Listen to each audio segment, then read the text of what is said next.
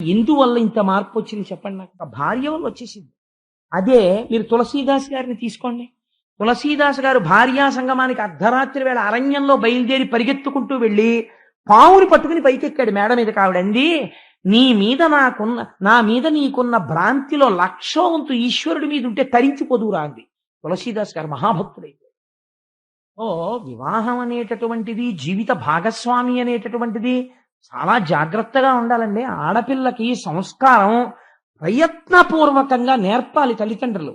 లేకపోతే ఇక్కడ కొంతకాలం ఉంటుంది, పర్వాలేదు, వీళ్ళ సౌమ్యం పోయిందండి, ఏం చేసినా హర్షిస్తారు. ఎందుకంటే తల్లిదండ్రులన్న ఆపేక్ష ఉంది కాబట్టి. ఆ ప్రేమ చేత నువ్వు ఊరుకుంటావు, నాశనం చేసేస్తుంది ఇంకో వంశం దగ్గరికి వెళ్ళి. అక్కడికి వెళితే ఏం చేయడం వచ్చు? అన్నిటికన్నా చాలా జీవితంలో గొప్ప విషయం ఏదో తెలుసా అండి? వివాహమే. ఎందుకో తెలుసా? వివాహం అనే సంస్కారం మనిషిని ఎటువైపుకైనా తిప్పేస్తుంది. ఒక్కొక్కసారి మహాభక్తుడైనటువంటి వాళ్ళ కుటుంబంలో పుట్టినవాడు ఉంటాడు. నేను వేదిక మీద చెప్పవచ్చో చెప్పకూడదో నాకు తెలియదు, కానీ ఒక ఉదాహరణ చెప్తాను, పేర్లు చెప్పకుండా. నాకు తెలిసి చాలా ధార్మికమై చాలా భగవంతుని పట్ల నిష్ఠ కలిగినటువంటి ఒక కుటుంబంలో ఒకే ఒక కొడుకు ఉండేవాడు. అతను చాలా మంచివాడు. అతనికి వెతికి వెతికి వెతికి వెతికి వెతికి 175 పెళ్లి చూపులు చూసి ఒక అమ్మాయిని తెచ్చి పెళ్లి చేశారు. ఇంత సౌందర్య రాశి లేదు, ఇంత గొప్పది లేదని. వివాహం అయిపోయిన వారం రోజులకి ఆ అమ్మాయి భర్తతో ఏమందో తెలుసా అండి? I hate A man like you, కనీసం సిగరెట్ కాల్చడం నీకు చేత కాదా అని అడిగింది. ఆవిడ పోరు పడలేక వాడు సిగరెట్ కాల్చడం నేర్చుకున్నాడు. ఆ తర్వాత ఏమిటే ఇప్పుడే సంధ్యావందనం పూజ, వాట్ ఈజ్ ఆల్ దిస్? ఏమిటిది? ఏమిటి what is all this non sense? ఇంట్లో సరదాగా లిక్కర్ పార్టీకి వెళ్ళాలి, యవ్వనం అనుభవించాలి, నువ్వు తాగు నేను తాగుతాను, సంతోషంగా గడపాలి మనం. ఏమిటివన్నీ? ఈ ఫోటోలు ఏంటి, ఈ ఏడు విష్ణుమూర్తి బ్రహ్మ ఏమిటివన్నీ? 4 పక్షులు అలాంటివి పట్ల పెట్టుకుందాం ఇంట్లో చక్కగా. యవ్వనానికి దీప్తి కల్పించే ఉండాలి. క్రమక్రమంగా ఇవాళ ఆయన ఏ స్థితికి చేరాడో తెలుసా అండి? తన తల్లి మరణిస్తే తల్లిగారి శవాన్ని 4 శవవాహకులు పట్టుకుని తీసుకెళ్లేటటువంటి వైదిక ప్రక్రియను తను అంగీకరించలేదు. పక్షులు తింటే కడుపు నిండుతుంది, అలా చెయ్యాలి, నేను సముద్రపు ఒడ్డున పారేస్తానన్నాడు. అంటే అలా చెయ్యొద్దని చెప్పి బంధువులందరూ ప్రాధేయపడి ఆవిడికి అంత్యేష్టి సంస్కారం నిర్వహించారనుకోండి. ఎంతమంది ఏమన్నా ఇవాళ తను మాత్రం ఆ స్థాయిలోనే ఉన్నాడు. ఎందువలన? ఒకవేళ నేను చెప్పిన వృత్తాంతమును తెలుసున్న వాళ్ళు ఎవరైనా ఉంటే ఈ సభలో, వాళ్ళ కుటుంబము వద్ద ప్రస్తావన చేయకండి, బాధపడతారు. కాబట్టి ఎందువల్ల ఇంత మార్పు వచ్చింది చెప్పండి నాకు? ఒక భార్య వల్ల వచ్చేసింది. అదే మీరు తులసీదాస్ గారిని తీసుకోండి. తులసీదాస్ గారు భార్యా సంగమానికి అర్ధరాత్రి వేళ అరణ్యంలో బయలుదేరి పరిగెత్తుకుంటూ వెళ్ళి పావుని పట్టుకుని పైకెక్కాడు. మేడ మీద కావిడంది, నా మీద నీకున్న భ్రాంతిలో లక్షో వంతు ఈశ్వరుడి మీద ఉంటే తరించిపోదురా అంది. తులసీదాస్ గారు మహాభక్తుడైతే ఓ వివాహం అనేటటువంటిది, జీవిత భాగస్వామి అనేటటువంటిది చాలా జాగ్రత్తగా ఉండాలండి. ఆడపిల్లకి సంస్కారం ప్రయత్నపూర్వకంగా నేర్పాలి తల్లిదండ్రులు. లేకపోతే ఇక్కడ కొంతకాలం ఉంటుంది, పర్వాలేదు, వీళ్ళ సౌమ్యం పోయిందండి, ఏం చేసినా హర్షిస్తారు. ఎందుకంటే తల్లిదండ్రులన్న ఆపేక్ష ఉంది కాబట్టి. ఆ ప్రేమ చేత నువ్వు ఊరుకుంటావు, నాశనం చేసేస్తుంది ఇంకో వంశం దగ్గరికి వెళ్ళి. అక్కడికి వెళితే ఏం చేయడం వచ్చు?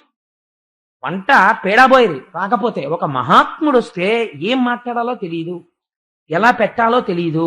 ఒక మహాత్ముడి ఇంటికి దేవతార్చనకు వస్తే ఆయన చేతిలో పరిశేచనం చేయడానికి నీళ్లు ఎన్ని మాటలు పొయ్యాలో తెలియదు, తనకు మడిబట్ట కట్టుకోవడం అంటే ఏమిటో తెలియదు, మాఘపాదివారం వస్తే సూర్యనారాయణమూర్తికి ప్రసాదం ఎలా పొంగించిందో తెలియదు. అందుకే కూతురు చెడుగైన మాత తప్పు, తల్లిదే తప్పు అంతే. తల్లి దగ్గర పెట్టుకుని నేర్పి తీరవలసిందే సంస్కారాన్ని. ఈవిడ నేర్పని కారణానికి వేరొక వంశం నాశనం అయిపోతావు అవతల వైపు. నీ పిచ్చ ప్రేమ హద్దులో ఉండాలి. నీ కూతురి యందు నీకు ప్రేమ ఉంటే దానికి ఒక అవధి ఉండాలి, దానికి ఒక నియతి ఉండాలి, దానికి ఒక మర్యాద ఉండాలి. అంతేకాని విచ్చలవిడితనం ఆడదానికి నేర్పితే వేరొక వంశం నాశనం అయిపోతుంది. ఆడది సంస్కారం నేర్చుకుంటే వేరొక పురుషుడు కూడా మారిపోవచ్చు. పురుషుడు కూడా అంతే, స్త్రీ పట్ల అంతే మర్యాదగా ఉండాలి. అంతటి ఔన్నత్యంతో జీవితాలు గడపాలని మనకి భాగవతం బోధ చేస్తోంది. ఎంత గొప్ప విషయాన్ని వ్యాసుడు ప్రతిపాదన చేస్తున్నాడో చూడండి. అందుచేత ఇటువైపు నుంచి ఉన్నటువంటి దోషమునకు ఏమైనది? వేణుడు వ్యగ్రతతో జన్మించినాడు. కాబట్టి ఏం చేసేవాడు, అది జన్మతః వచ్చిన బుద్ధి, అది బోధకి మారడం కూడా చాలా కష్టం. అది ఇంకా పుట్టుకతో వచ్చిన బుద్ధి పుడకలతో పోతుందంతే ఇంక మళ్ళీ. కాబట్టి ఏమైంది, నిష్కారణంగా వేటకెళ్ళిపోయేవాడు ప్రతిరోజు. వెళ్ళిపోయి కుందేలు పిల్లల దగ్గర నుంచి లేళ్ళు జింకల వరకు చంపేసేవాడు. ఆ చంపడంలో అర్థం లేదంటే ఇంకా వ్యగ్రత. ఒకటి చచ్చిపోతుంటే తనకు ఆనందం, తను తిరిగి వచ్చేస్తుంటే పిల్లలందరూ క్రీడా మైదానంలో ఆడుకుంటూ ఉండేవారు. ఆడుకుంటుంటే బడిత పట్టుకుని పిల్లల్ని చచ్చిపోయే వరకు కొట్టేసేవాడు. పిల్లలు చచ్చిపోయేవారు, సంతోషంగా ఇంటికి వెళ్ళిపోయేవాడు. ఎందుకని మాతామహుడి వైపు నుంచి వచ్చేసింది పోలిక. వచ్చేయడంలో అందుకే 7 తరాలు చూస్తారండి. మళ్ళీ అటువంటి చీడ పురుగు మళ్ళీ పుట్టే అవకాశం ఉంటుంది. కాబట్టి తాను చేసిన పాపం తనతో ఆగదు, తర్వాత తన పిల్ల మనవలు మునిమనవలు ఇంతమంది పాడై చరిత్రే వక్రీకరింపబడిపోతుంది. చాలా జాగ్రత్త సుమా. జీవితం అంటే ఏమిటో అనుకుంటున్నావు, హ్యాండిల్ విత్ కేర్ జీవితమే అన్నది చూపిస్తున్నాడు వ్యాసుడు. కాబట్టి ఏమైంది, ఇలాంటి పిల్లవాడిని రోజు దగ్గర కూర్చోబెట్టుకుని అంగరాజు ధర్మబోధ చేసేవాడు. ఒరే నాయనా, లేక లేక పుట్టావు, పుత్రకామేష్టి చేశాను, చేస్తే పుట్టినవాడివి, నీ దురంతములు వినలేకపోతున్నాను.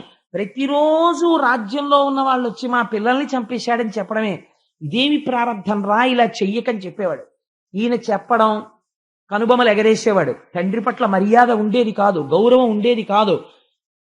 మళ్ళీ తెల్లవారి లేవడం, మళ్ళీ పాపకృత్యాలు చేయడం. ఒక రోజు రాత్రి తండ్రి ప్రాణం విసిగిపోయింది. వైరాగ్యం కమ్స్ లైక్ ఫ్లడ్ అంటే ఇదే. ఒకరోజు భార్య కొడుకు నిద్రపోతున్నారు.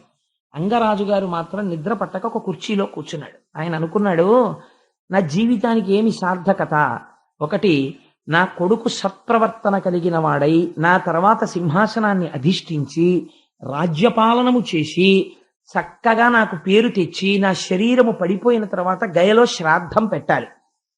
అలా వాడన్నా నన్ను ఉద్ధరించాలి. కొడుకుండాలని అందుకు కోరుకుంటారు. దిక్కుమాలిన కొడుకు ఉంటే అంత, ఊడిపోతే అంత, అలాంటి కొడుకు లేకపోతే నష్టమేం లేదు.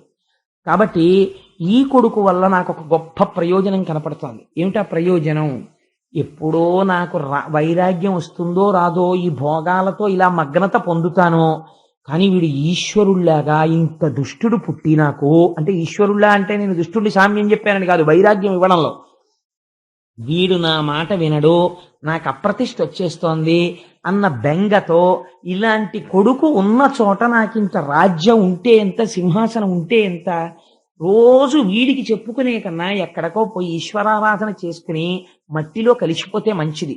కాబట్టి ఇంకా నేను ఈ కొడుకు, నా కొడుకు, వీడిని చంపలేను.